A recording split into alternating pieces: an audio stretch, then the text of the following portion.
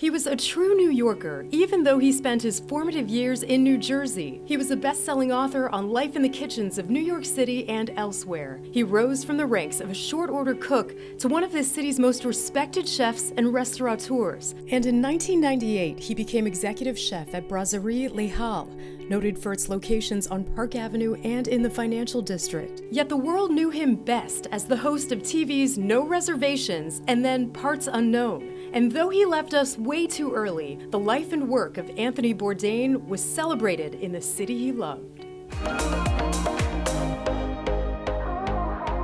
NYC VIBE was invited to attend an emotional screening in Tribeca to kick off the final season of Anthony's Parts Unknown. It was revealed to NYC VIBE that Bourdain, in an impromptu comment, expressed his sincere gratitude for the opportunity he was given to host this TV program. I felt like it was important to include because it was a very real moment of connection to travel and see the world in that way. And this is something that Tony always felt, day to day, every day, a tremendous sense of gratitude towards the world for embracing him. Parts Unknown was much more than just another TV show about food.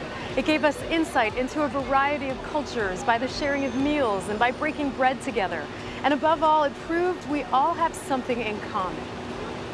What Tony demonstrated is that you can walk out into this world without fear. If you really embrace a sense of being a guest and being willing and open to experience other people's lives, the world will be good to you. Bourdain only voiced over one episode shot in Kenya before his untimely passing. It has yet to be decided who will narrate the remaining 11 travelogues. For this debut episode, Bourdain had a notable co-host who talked about Anthony's relationship with the city of New York.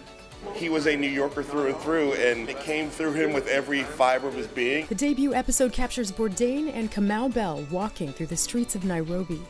This is a very special place to watch the episode. He had nostalgia for the grimy New York. That was the New York he came up in. Bell, who had never been to Africa, is the host of TV's United Shades of America. Bourdain and Bell found common ground in that they both have deep feelings about the cities they live in. Towards the end of the shoot, he's like, here's my number, call me when you're in New York. We'll go out to eat.